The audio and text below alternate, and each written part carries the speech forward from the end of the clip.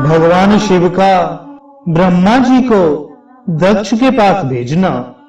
ब्रह्मा जी कहते हैं, भगवान शिव भी हिमालय पर अपने आश्रम में प्रवेश करके दक्ष कन्या सती के वियोग से कुछ कष्ट का अनुभव करते हुए उन्हीं का चिंतन करने लगे।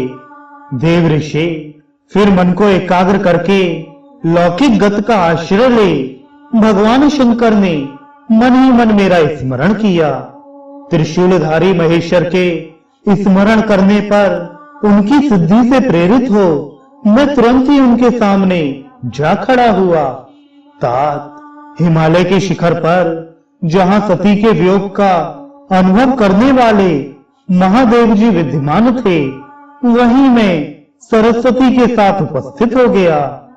देव ऋषि सरस्वती सहित मुझे आया देख सती के प्रेम पाश में बंधे हुए शिव उत्सुकता पूर्वक बोले। शंभु ने कहा, ब्रह्मान, मैं जब से विवाह के कार्य में स्वार्थ बुद्धि कर बैठा हूं, तब से अब मुझे स्वार्थ में ही स्वत्व सा प्रतीत होता है। दक्ष कन्या सती ने बड़ी भक्ति से मेरी आराधना की है। उसके नंदा व्रत के प्रभाव से मैंने उसे अभीष्ट वर देने की घोषणा की। ब्रह्मान, तब उसने मुझसे यह वर मांगा कि आप मेरे पति हो जाइए। यह सुनकर सर्वथा संतुष्ट हो मैंने भी कह दिया कि तुम मेरी पत्नी हो जाओ।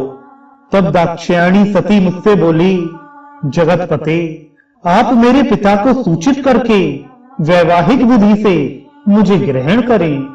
ब्रह्मान, उसकी भक्ति से संतोष होने के कारण मैंने उसका वह अनुरोध भी स्वीकार कर लिया। विधाता, तब सती अपनी माता के घर चली गई और मैं यहां चला आया। इसलिए अब तुम मेरी आज्ञा से दक्ष के घर जाओ और ऐसा यत्न करो जिससे प्रजापति दक्ष शीघ्र ही मुझे अपनी कन्या का दान कर दें। उनके इस प्रकार आज्ञा देने पर मैं कृतकृत्य और प्रसन्न हो गया तथा उन भक्त वत्सल विश्वनाथ से इस प्रकार बोला।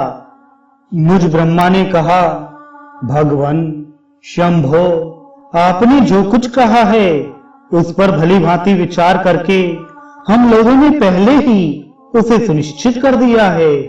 वृषभ ध्वज, इसमें मुख्यतः देवताओं का और मेरा भी स्वार्थ है। दक्ष स्वयं ही आपको अपनी पुत्री प्रदान करेंगे, किंतु आपकी आज्ञा से मैं भी उनके सामने आपका संदेश कह दूंगा।